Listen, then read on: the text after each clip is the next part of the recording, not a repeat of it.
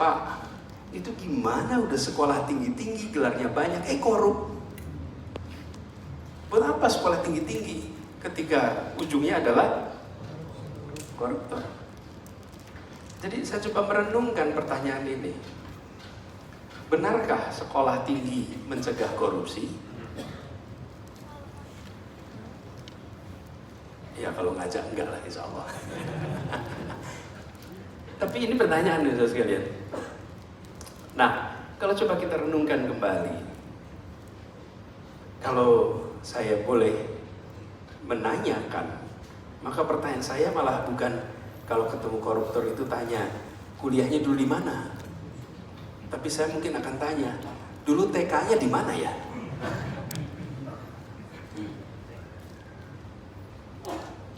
Kenapa? Saudara sekalian, Bapak sekalian saya hormati. Soal mengambil yang bukan haknya, itu adalah pelajaran usia dini.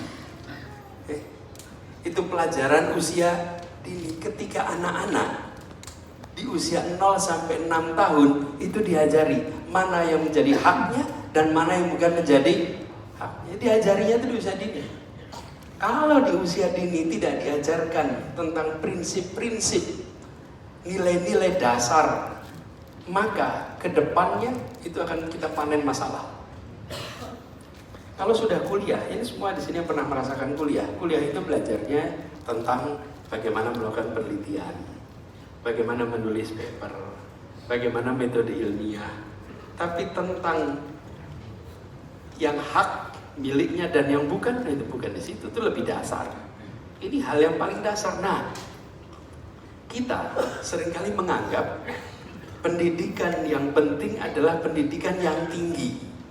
Karena cara penamaannya, namanya pendidikan tinggi. Makin tinggi makin baik. Saudara sekalian, pendidikan yang paling penting, yang paling menghasilkan manfaat bagi dirinya dan bagi masyarakatnya adalah pendidikan pra-SD. Iya. Nah, kita semua sudah lewat. Jadi pertanyaan, aduh udah terlanjur kita. Pendidikan.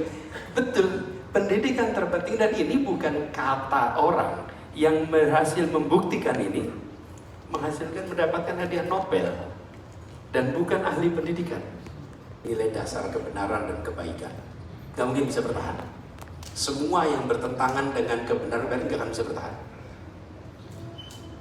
Seperti, kalau saya boleh istilahkan, perbudakan. Budak itu ada masa di mana budak itu dianggap wajar. Berjual beli manusia itu dianggap normal. Hari ini kalau ada yang dagang manusia normal tidak? Tidak normal. Tidak bisa. Rasialisme. Ada masanya rasialisme itu normal. Kulit hitam duduknya di mana, kulit putih duduknya di mana. Betul tidak? Itu dianggap normal dan orang itu ya biasa-biasa saja. Ada periode itu normal. Warga negara dibuat kelas putih, kelas timur asing, kelas bumi putra, itu dulu normal. Sekarang sudah tidak normal. Di berbagai tempat di dunia yang namanya korupsi itu sudah tidak normal. Cuman Indonesia belum sampai. Proses itu belum sampai. Apa yang akan mendorong ini? Transparansi. Transparansi akan membantu menghentikan segala macam praktek penyimpangan. Definisi dosa itu apa? Menurut Rasulullah apa? Sesuatu yang Anda kerjakan yang tidak ingin diketahui oleh itu dosa. Dosa.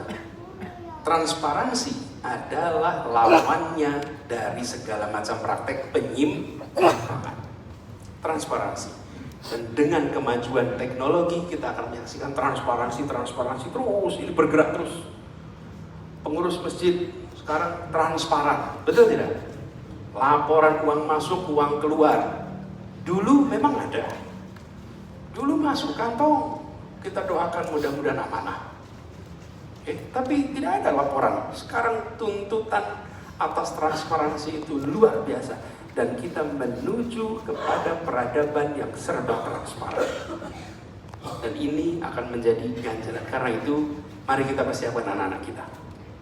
Mudah-mudahan Ramadan ini menjadi bagian. Kalau kita melihat ada aparat penegak hukum, menegakkan hukum, alhamdulillah. Kita senang ada penegakan hukum. Percayakan proses hukum yang benar, bukan proses hukum yang tidak benar. Itu terjadi, insya Allah menjadi kebaikan untuk negeri ini. Jadi, Ibu, Bapak, saudara sekalian yang kami hormati,